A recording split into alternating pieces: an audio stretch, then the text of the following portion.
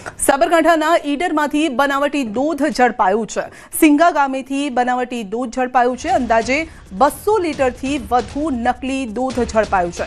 બાતમીના આધારે એસઓજીએ દરોડા પાડ્યા હતા અને સોયા ઓઇલ મેલ્ટોડોક્સિન વે પાવડરથી નકલી દૂધ બનાવતા હતા।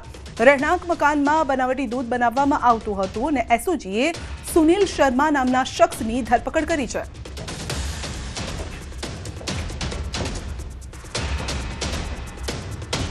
સિંગા ગામ ખાતે એક વ્યક્તિ ડુપ્લિકેટ બનાવટી દૂધ બનાવી રહ્યો છે। તે આધારે જરૂરી અધિકારીઓ સાથે ત્યાં સ્થળ ઉપર તપાસ કરતા વે પાવડર, સોયાબીન ઓઇલ વગેરે મળી આવેલું અને એ આધારે પોલીસે કાયદેસર કાર્યવાહી કરેલી છે।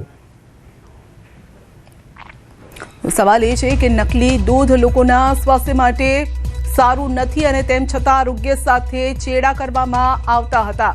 લોકોના સ્વાસ્થ્ય સાથે આ રમત ક્યાં સુધી? નકલી દૂધનું વેચાણ ક્યારથી કરતા હતા અને કેમ કોઈને ખબર ન પડી? આ નકલી દૂધ કેટલા લોકો સુધી પહોંચ્યું છે? બનાવટી દૂધ બનાવનારનું સરઘસ ક્યારે નીકળશે? કારણ કે વચ્ચે એક ટ્રેન્ડ એવો શરૂ કર્યો હતો પોલીસે કે ગુનાહિત પ્રવૃત્તિ ધરાવતા લોકોનું સરઘસ કાઢવામાં આવતું હતું, પરંતુ ત્યારબાદ હવે તે સ્ટોપ થઈ ગયું છે। લોકોને ક્યારે ખબર પડશે કે આ એ ચહેરાઓ છે જે તેમના સ્વાસ્થ્ય સાથે જ ચેડા કરી રહ્યા છે? આ કૌભાંડીઓ કોણ છે? કેમ આ પ્રકારનું નકલી દૂધ બનાવતા હતા?